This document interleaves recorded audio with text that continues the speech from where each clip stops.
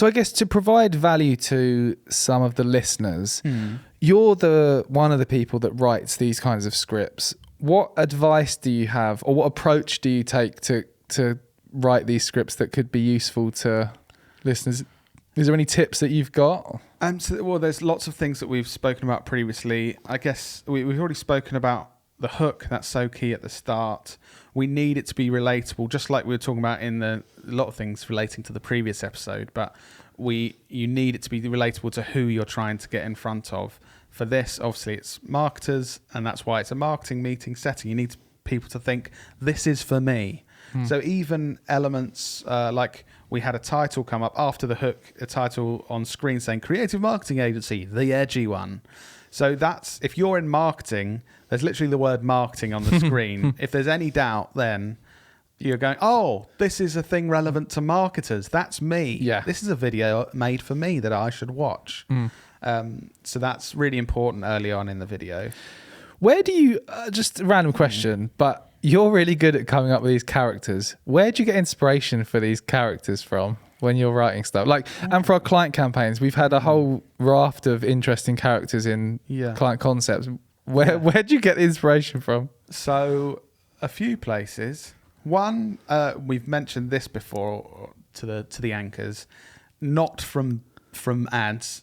So basically, if you're looking in your own industry, what's the best marketing ad? You're not going to find really good characters and really entertaining. So from the best things, so like, from shows like The Office, that's like Peep Show, seen as one of the best comedies ever made and stuff, and sitcoms, like get your inspiration from characters on there. And also like real life, like exaggerated versions of people you meet in real life. Like we've done episodes before about networking. Like one of our first episodes was talking about that, and we've met some really interesting characters, like the lady that tried to heal you with stones and stuff. Exactly. And there's characters that are exaggerated versions of the guy that tried to tell me that cows would explode if we didn't drink milk at a networking event. Like that guy, he's a nice guy, he's funny, but obviously an exaggerated version of him is a great character. But yeah, I think trying to create those relatable but kind of exaggerated characters in this kind of video is really key. One big tip as well. So, Dan, I don't think you're aware, but this was actually the first draft of this script, and it's been improved since. And one of my biggest tips is if you're writing a script, or even if it's not a script like this, and you're just writing notes for your first video, and you're kind of just writing almost a story because you haven't done this before, or you're writing bullet points, get someone else to read it and be really critical with feedback, because so this was my first draft. Ellie, who's a great part of our team, our production team, now knows I won't be offended if she basically just writes notes all over the scripts like, this is bad, this should be cut, this could be funnier. And that's what she did for me yesterday, actually, when I did the second draft for this script. And it's so helpful because perfection is too much for any one person, and obviously with stuff like this, is like you're trying to get the closest you can to perfection of how good this video can be, how relatable it could be, how entertaining it could be, how well you can persuade the viewers to do what you want them to do and take the action. And it's just too much for one person. If you get someone else's eyes on it that has the confidence to be really critical, it's very helpful. Why are you smiling? No, just because you always get me to look at this kind of thing as well, and it's always a good sign when I'm really laughing to myself and reading it. And this was one of those where things like the spinning triangle video just really tickled me.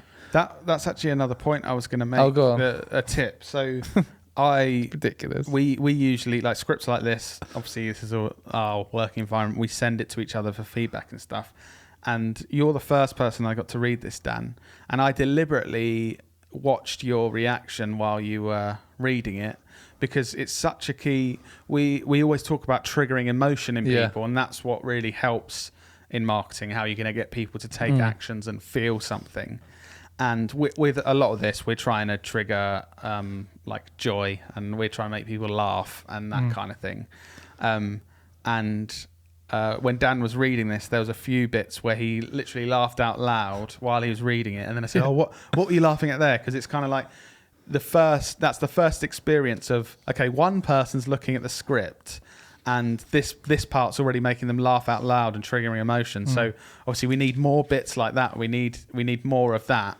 And any bits where he was just kind of silently reading, you probably think, okay, there's probably a bit of a gap there where there's not enough. So doing that and getting someone's reaction before it goes to the world. This really bit was one of the bits that made me laugh as well, where he says, I only drink Sambuca through my eye and I only take eye drops through my mouth.